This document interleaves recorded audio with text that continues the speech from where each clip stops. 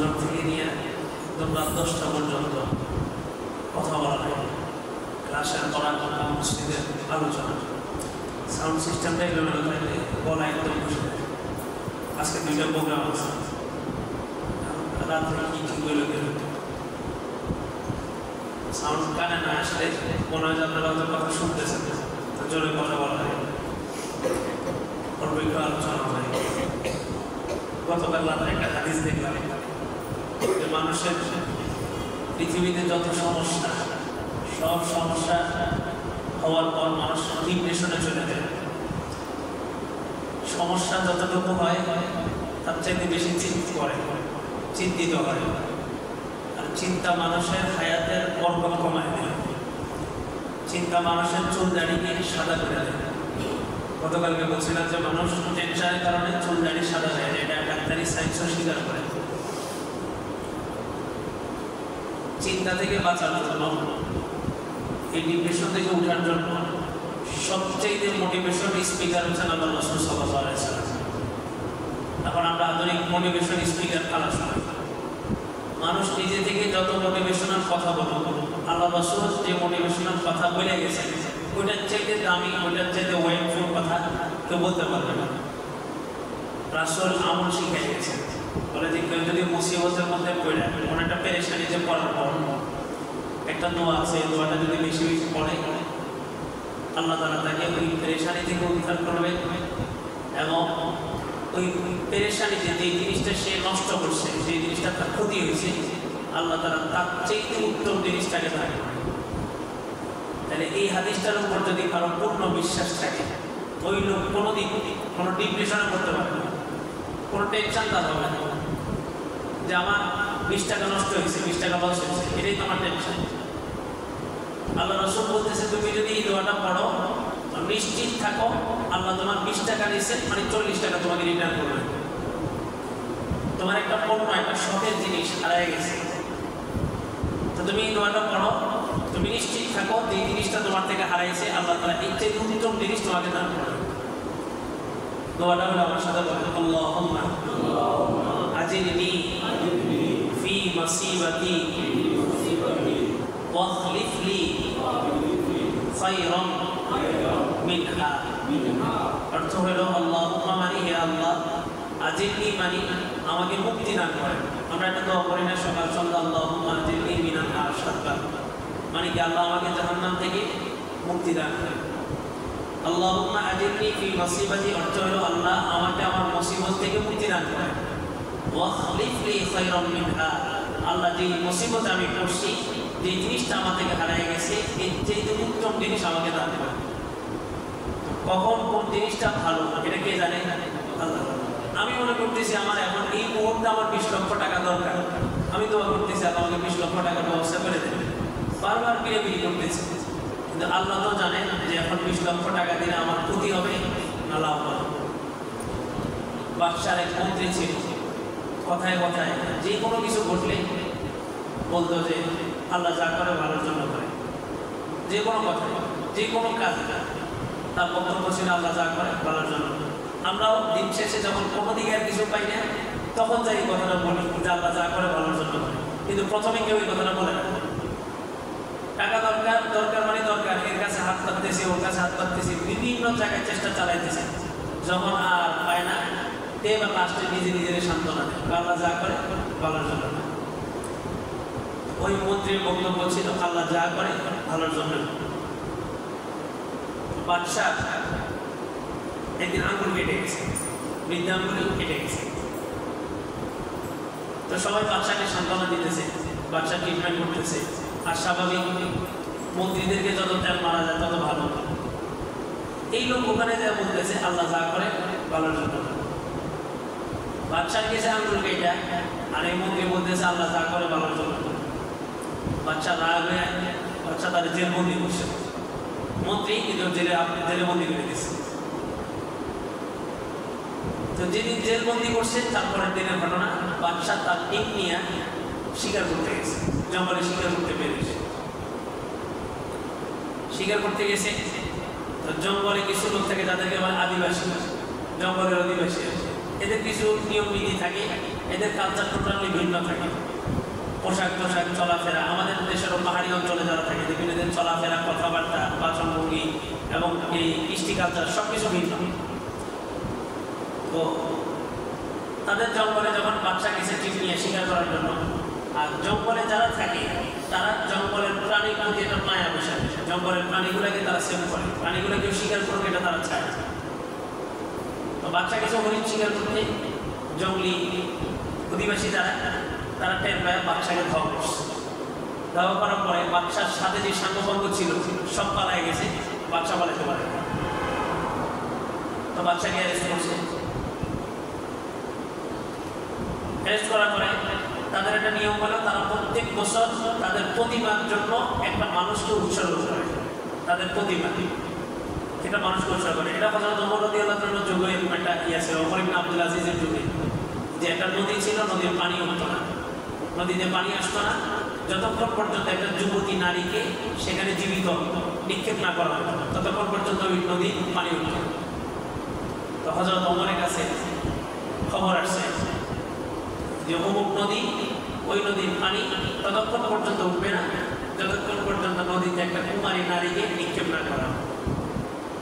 হযরত ওমর চিঠি লিখছেন, নদী বরাবর চিঠি লিখছেন, ইন্তাজরি ফি নাফসিক ফালা উবালি, এই নদী তোমাকে বলতেছি, তুমি যদি নিজের থেকে জারি হও তো তোমার পানি আমাদের কোনো প্রয়োজন নেই। বা ইন্তাজরি বিহামদিল্লাহ, আর তুমি যদি আল্লাহর আদেশে জারি হও তো আল্লাহকে বলতেছি, আল্লাহ যেন আন্তাজরিয়া, আল্লাহ যেন তোমাকে জারি করে দেয়।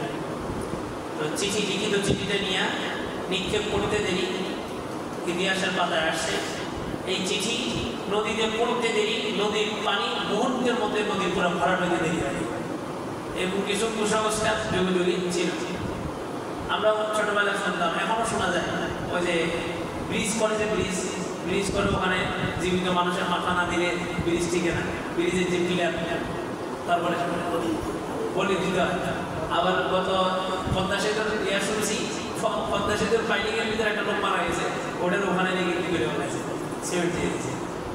শ্রমিকের তো কোনো মূল্য নেই আমাদের দেশে, শ্রম দিবস পালন করি আর কি, শ্রমিক দিবস। তো ওই জঙ্গলের একটা নিয়ম ছিল যে তারা প্রত্যেক বছর একজনকে তাদের প্রতিমার জন্য উৎসর্গ করবে। তো বাচ্চাকে পাইছে, তো বাচ্চাকে উৎসর্গ করবে, বাচ্চাকে লটকাইছে, ঝুলাইছে, জবাই করবে। এমন সময় দেখে যে বাচ্চা হাতে আঙুল নাই। এখানে একটা মাসালা আসছে, যেহেতু বলা আমরা কোরবানি দিই আল্লাহর জন্য, গরুকে কোরবানি দিই। শরীয়তের মাসালা হলো এই কোরবানির গরুটাও একদম নিখুঁত হবে, কোনো খুঁত না থাকে, একদম নিখুঁত। তার শিং, তারপর লেজ, চলাফেরা, তার স্বাস্থ্য সব কিছু একদম পরিপূর্ণ হবে। এরপরে কোরবানি দিলে এই কোরবানিটা আমরা তারা কবুল করে। তারপরে বাজারে যায় খুঁজে কম দামে ওই গরুটাই তালাশ করছে, যেটা একদম জীর্ণশীল, কোনো রকম হাইটে যেতে পারে, ওই গরুটা তালাশ করে আসছে। তো এটার কষ্ট বন্ধন করতে পারবে, কিন্তু আসলে যে কোরবানির একটা বাস্তবতা হাকিকত ওইটা অর্জন করে। তো তারা প্রতিমার জন্য একটা মানুষকে উৎসর্গ করবে, হঠাৎ দেখলো যে মানুষটার বিদ্যাগুলি কাটে, তো বলে যে এটা খুব, এটাতে একটা অপূর্ণতা, এটা দান করা, এটা দেওয়া যাবে। তো বাচ্চাকে ছেড়ে দিচ্ছে, ছেড়ে দেওয়ার পর বাচ্চা প্রাসাদে আসছে, আইসা ঘটনা বলতেছে, ওই মন্ত্রী জেলখানা থেকে বলতেছে আল্লাহ যা করে বলার জন্য। তো বাচ্চাকে ধরে নিয়ে গেছে, তোমার আসলে সমস্যা মেন্টাল সমস্যা, মেন্টাল প্রবলেম আছে, যাই হয় তাই বলার জন্য। এখানে আমাকে তারা অ্যারেস্ট করছে, তারা আমাকে জবাই করবে, তুমি এখানেও বলতেছো আল্লাহ যা করে ভালোর জন্য। তো বলে যে বাচ্চা, আল্লাহ আসলেই যা করে ভালোর জন্য করে, তোরে এই কারণেই জেলখানে ঢুকেছিল। মন্ত্রী বলতেছে আল্লাহ এটাও করছেন, ভালোর জন্যই করছেন। থেকে কেমন পাগল, জেলে ঢুকেছি এটাও নাকি আল্লাহ ভালোর জন্য করছেন। সবাই কাজ বলে যে বাচ্চা, আপনি শিকার করতে গেছেন, শিকার করতে যায় সেখানে ধরা পড়ছেন, শিকার করতে যাওয়ার আগে আমাকে জেলবন্দি করছেন। আপনি শিকারে যায়, আপনি ধরা না খেয়ে যদি অন্য কেউ ধরা খেত তাহলে তার জবাই নিশ্চিত, ধরা খেয়েছেন আপনি। আর আমি যদি জেলে না ঢুকে আপনার সাথে থাকতাম তাহলে আপনি তো হাত আঙ্গুল কাটার কারণে আপনি বেঁচে গেছেন, আপনার পরবর্তী সিরিয়াস কারণ আমার কথা। এই জন্য আল্লাহ তাআলা আপনার জঙ্গলে যাওয়ার আগেই আল্লাহ তাআলা আমাদের জেলবন্দি করছে, আর আল্লাহ আপনার হাত কাটছে, এটা ভালো হয়েছে এই জন্য আপনার যদি ওই দিন হাতটা আঙুলটা যদি না কাটতো তাহলে কিন্তু আজকে আপনাকে জল করতে হতো। তো বাদশাহ ওনারা ছেড়ে দিয়েছে, কারণ বাদশাহ নিজেও বলছে যে আল্লাহ যা করে ভালোর জন্য। তিরমিজির একটা হাদিস আছে, জান্নাতীরা জান্নাতে যাওয়ার পরে দুইটা জিনিস নিয়ে আফসোস করে। একটা জিনিস হবে দুনিয়ার ওই সময় যে সময়টা জিকির আজকার সারা কাটাইছে, অনর্থক কথা বলে কাটাইছে। আরেকটা জিনিস নিয়ে আফসোস করবে, সেটা হইল তারা জান্নাতে যাওয়ার পরে দেখবে, অর্থাৎ আমরা জান্নাতে যাওয়ার পরে দেখবো ইনশাআল্লাহ যে দুনিয়াতে অনেক দোয়া করছি, আল্লাহ তাআলা দোয়াগুলো কবুল করেন নাই। কবুল করেন নাই মানে কবুল করছেন কিন্তু দুনিয়াতে দেন নাই। ওগুলোর বিনিময়ে আল্লাহ তাআলা জান্নাতে বিশাল বিশাল স্বর্ণের প্রাসাদ তৈরি করে রাখছেন। তখন আমরা ওই দৃশ্যগুলো দেখা, ওই প্রাসাদগুলো দেখা আফসোস করে বলবো যে দুনিয়াতে যদি আল্লাহ আমাদের কোনো দোয়াই কবুল না করতেন। এই জন্য যে কোনো মুসিবত, তিনটা জিনিস দিচ্ছেন কে? আল্লাহ। নিছেন কে? আবার উত্তরটা দিবেন কে? আল্লাহ। এই আল্লাহ শুধু এতটুকু দেখেন যে আপনি এই মুসিবতের মধ্যে পড়ে কি করতেছেন। গতকাল রাত্রে হাসপাতাল মোড়ে আমার এক বন্ধু সাংবাদিক, এটা আমার একটা পেরেশানি। তো তারা বললাম যে মানুষের জ্বর হয় না, জ্বরটা লাস্টিং সর্বোচ্চ 1 সপ্তাহ। আপনি ওষুধ খেলেও চলে যাবে, ওষুধ না খেলেও চলে যাবে। আপনি একটু খেয়াল করে দেখবেন আপনার জীবনে যত বড় বড় পেরেশানিগুলো আছে সর্বোচ্চ 1 সপ্তাহ, সর্বোচ্চ 1 সপ্তাহ। পেরেশানি একদম মরণ পর্যন্ত লেগে থাকবে, অসুস্থতা একদম মরণ পর্যন্ত লেগে থাকবে। এটা সিস্টেম। আল্লাহ নিয়ম হলে আপনাকে একটা পেরেশানি দেবেন 1 সপ্তাহের জন্য। তবে আমরা কি করি? ওই হাই হুতাশ একদম রাস্তায় নেমে পড়ি, জানে তারে বলতে শুরু করি, ভাই আমি একটা বিপদে পড়ে গেছি। ভাই এই যে মানুষগুলোকে যে বলতেছি আমার দুর্বলতা, এই মানুষটা তো একসময় আমার দুর্বলতার সুযোগ দিই। সবাই আগে ঢালাওভাবে প্রচার করতে শুরু করি, ফেসবুকে লেখালেখি করি, আমার পরিবারে এই সমস্যা হয়েছে, বাস লেখালেখি করে দিলাম ফেসবুকে। তো সবাই জানতো আমার একটা দুর্বলতা, আমি একটা মুসিবতে পড়ে গেছি, এই সবাই জানছে। অথচ সময় কতটুকু? 1 সপ্তাহ। আল্লাহ দেখেন, আল্লাহ বলে লিনাবলুয়াকুম আইয়ুকুম আহসানু আমালা, আমি তোমাদেরকে পরীক্ষা করবো যে তোমাদের মধ্যে কে উত্তম আমল করে। তো সর্বোচ্চ 1 সপ্তাহ আপনি একটা সপ্তাহ ধৈর্য ধরেন, দেখবেন যত বড় মুসিবত হোক এই মুসিবত চলে যাবে। আর আপনি এই আমলটা শুধু তখন করবেন যে আল্লাহ এই আমলটা করলে রাসূল বলছে বিপদ থেকে উদ্ধার করবে, আর এই বিপদে আমার যা যা ক্ষতি হয়েছে আল্লাহ তাআলা ওয়াদা করতেছেন যে এর চেয়ে উত্তমটা আমাকে দিবে। তাহলে আর কোনো পেরেশানি নেই, কোনো ডিপ্রেশন নেই। আর যার জীবনে কোনো পেরেশানি নেই, কোনো টেনশন নেই, সে জানে জীবন কত মজা। লাইফ ইজ এনজয়, জীবনকে উপভোগ করুন। 1 নম্বর শর্ত হলো আপনার টেনশন নেই, যে কোনো বিষয়কে এনজয় করবেন। এই পেশা আমার মনে করেন এখানে মসজিদ ইমামতি, মাদ্রাসা দেখতে, পেশাটা যদি আপনার নেশা হয়ে যায় তাহলে আর কোনো সমস্যা নেই। আর পেশা যতক্ষণ আপনার নেশা হবে না ততক্ষণ পর্যন্ত আপনার ফাঁকিবাজি দাও। আজকে কত না পড়াইলাম, আজকে একটু ছুটি কাটাইলাম, আজকে একটু মাদ্রাসায় না গেলাম, কিন্তু যখন পেশাটা আপনার নেশা হয়ে যাবো আপনার বাসায় পেশা থাকতে পারবেন, অস্থির লেগে উঠবে। ব্যবসায়িক প্রতিষ্ঠানগুলো যারা ব্যবসা করবে ওনারা সফল কেন? ওনাদের ব্যবসা পেশা এটা হয়ে গেছে ওনাদের পেশা, যার কারণে ঘরে পয়সা থাকতে পারবে। ঘরে পয়সা থাকলেও সিসি ক্যামেরা দেখে গেছে, দোকানে কি দিচ্ছে না হয়েছে, এই যে ওনার একটা নেশা হয়ে গেছে। তো যতক্ষণ পর্যন্ত আপনার এই জিনিসগুলো যখন নেশা না হবে তো আপনার ফাঁকিবাজি তালাশ করবে। একদম মসজিদে ইমামের কথাই বলতেছি, তালাশ করবে যে আজকে একটু ছুটি কাটাই, আজকে একটু বুঝাই গেলাম, একটু ছুটি কাটাই। আল্লাহ, তো মুসিবতে যখনই পড়বে 1 নম্বর বিষয় পেরেশানি নেবেন। আপনার পেরেশানি নিয়ে একটা মুসিবত আসছে, পেরেশানি নিয়ে আপনার ঘরে 1 সপ্তাহ শুয়ে আছে, বলেন এই 1 সপ্তাহ শোয়ার দ্বারা আপনার মুসিবত কি গেছে? যায়নি। বরং যে 1 সপ্তাহ শোয়ার দ্বারা আপনার যেটা সিস্টেম চলতেছিল, একটা গতি ছিল, গতি স্টপ হয়ে আপনার সিস্টেম লস হয়েছে, অনেকগুলো কাজ একটা দিয়েছে। যে কোনো মুসিবত মাথা ঠান্ডা রাখতে হবে। আপনি একা না, আপনার উপর আপনার সন্তানের দায়িত্ব, আপনার উপর আপনার বিবির দায়িত্ব, আপনার উপর আপনার মাতা পিতার দায়িত্ব, প্রাতিষ্ঠানিক দায়িত্ব, সামাজিক দায়িত্ব, অনেকগুলো দায়িত্ব আপনার উপর আছে। আপনি মাথা ঠান্ডা রাখবেন আর এটার উপরে 100% একিন নিয়ে আমল করবেন। আল্লাহুম্মা আজিরনি ফি মুসিবাতি ওয়া খলিফ লি খায়রাম মিনহা, আল্লাহ এই বিপদ থেকে উদ্ধার করেন আর উত্তরটা আমাকে দান করেন। যুবক শ্রেণীদের ভিতরে অনেক বেশি, আমরা তো ইমাম হওয়ার কারণে বিভিন্ন মাস্তামাজার আসে, পুলিশের কাছে যেমন বিভিন্ন মামলা যায়, তা আমাদের কাছে বিভিন্ন মাস্তামাজার আসে। ডিপ্রেশনে চলে গেছে, সামান্য একটা মেয়ে ইয়াতে পড়ে উনি ডিপ্রেশনে চলে গেছে, একদম শেষ, এখন কিছুই ভালো লাগে। আশ্চর্য, একটা অবৈধ জায়গায় গেছে। মনে রাখবেন এই দিলের মালিককে আল্লাহ, এই দিলের মালিককে আল্লাহ, এই দিলের মালিক আল্লাহ। আপনি এই দিলে যাকেই বসাবেন, এটা একদম আজকে খাতায় কলমে লেখা রাখবেন, যাকেই বসাবেন সে আপনাকে লাথি মারবে। যাকেই বসাবেন তার দ্বারা আপনি কষ্ট পাবেন, যে প্রতিষ্ঠানকে বসাবেন প্রতিষ্ঠান দ্বারা কষ্ট পাবেন, যে মানুষকে বসাবেন মানুষ দ্বারা কষ্ট পাবেন, ব্যবসা বসাবেন ব্যবসা দ্বারা কষ্ট পাবেন। এক বন্যা এসে কি করছে, সব ব্যবসায়ীদের ব্যবসার হিসাব এলোমেলো করে দিচ্ছে। কারণ কি, ওই যে দিলের মালিক আল্লাহ, আল্লাহকে না বসায় ব্যবসা বসায় করছে। এখন নামাজের মধ্যে ব্যবসার চিন্তা, যেখানে যে ব্যবসার চিন্তা, আল্লাহকে সময় দিতে আসছে মসজিদে, সেখানেও আমার মনের মধ্যে কি ব্যবসার চিন্তা, যে এই ব্যবসাটা আমি কষ্ট।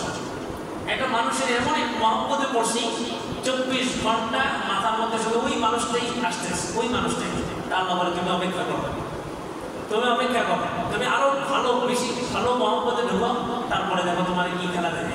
কারণ দিলে থাকবে কি আল্লাহ, আল্লাহকে বাদ দিয়ে আপনি যাকে বসাবেন তার দ্বারা আপনি কষ্ট করতে। এই জন্য ওই যারা কবিরা বলে যে মানুষের কাছে আশা করলে কি পাইতে হয়, কষ্ট পাইতে হয়।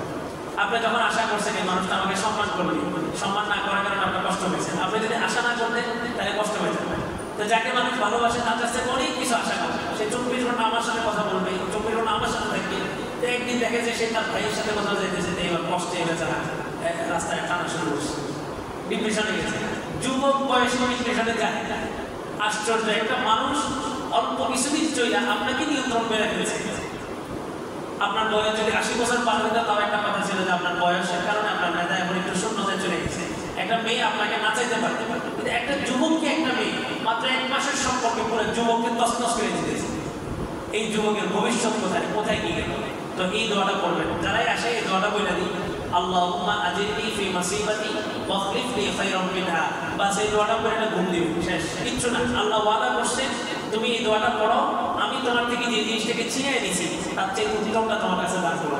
আর মনে রাখবেন, যখনই কোনো একটা হোঁচট খাবেন, কোনো নারী সংক্রান্ত হোক, কোনো মানুষ সংক্রান্ত হোক, কোনো ব্যবসা সংক্রান্ত হোক, কোনো বন্ধু সংক্রান্ত হোক, মনে করবেন যে আল্লাহ আপনাকে পছন্দ করে, আপনার জন্য একটা ক্ষতি হবে, এই জন্য আল্লাহ আপনাকে সতর্ক করছেন। হঠাৎ করে বন্ধু গাদ্দারি করছে, আপন বন্ধু ভাইয়ের মতো সম্পর্ক গাদ্দারি করছে, টাকা নিয়ে টাকা দিতেছে না, বা কোনো একটা গাদ্দারি করছে, আপনি শুকরিয়া আদায় করেন আল্লাহর কাছে যে আল্লাহ আপনার শত্রু সে আরো বড় ক্ষতি করতে পারতো, ওই বড় ক্ষতি হওয়ার আগে আল্লাহ আপনাকে সতর্ক করছে। আর আল্লাহ চান যে আপনার দিলের মধ্যে আল্লাহ থাকুক, আর কেউ না থাকুক, এই জন্য আল্লাহ আপনাকে সতর্ক করছে। নাহলে কত মানুষ প্রেম করে জীবন দিয়ে দিতেছে। গত পরশুদিন দেখলাম ছেলে নিজেকে নিজে জবাই করে দিয়েছে, দেখছেন আপনারা? একদম সামনে পুলিশ দাঁড়ানো, গ্রামবাসী দাঁড়ানো, নিজেকে নিজে জবাই করে দিয়েছে। আল্লাহ আজকে আমাদের এই দোয়াটা, আল্লাহুম্মা আজিরনি ফি মুসিবাতি ওয়াখলিফ লি খায়রাম মিনহা। আপনি টেনশন মুক্ত থাকবেন, আপনি সুস্থ থাকবেন। আপনি সুস্থ থাকবেন মানে দুনিয়ার একটা সিস্টেম আগাবে। সবাই যদি ডিপ্রেশনে যায়, ঘরে বসে থাকে, এই সমাজের কি অবস্থা হবে? এই জন্য নিজেরা এই দোয়াটার উপর আমল করবে। যে কোনো মুসিবত, যত বড় ব্যবসা, 3 কোটি টাকা লস আছে, 3 কোটি, মনকে বলে এই 3 কোটি টাকা আল্লাহ দিচ্ছে। এক সময় তুমি 3 টাকার মালিক ছিলে, এই টাকা আল্লাহ দিছে, এই টাকা আল্লাহই দিছে, তুমি ধৈর্য ধরো, আল্লাহ 3 কোটির পরিবর্তে 300 কোটি টাকা তোমাকে ফেরত দিবে। বাস মনকে সান্ত্বনা দিয়ে সান্ত্বনা দেন। আর আপনার টেনশনে পড়ে গেছেন, ডিপ্রেশনে চলে গেছেন, আপনার নামাজ নাই, খানা নাই, ঘুম নাই, প্রতিষ্ঠান সব কিছু শেষ, আপনার ঘরে পয়সা আছে, বললাম হ্যাঁ, নিজে স্ট্রং থাকতে হবে। সব কিছুর সমস্যা যেমন আছে, সমাধান যেমন আছে, রোগ যেমন আছে, ঔষধও যেমন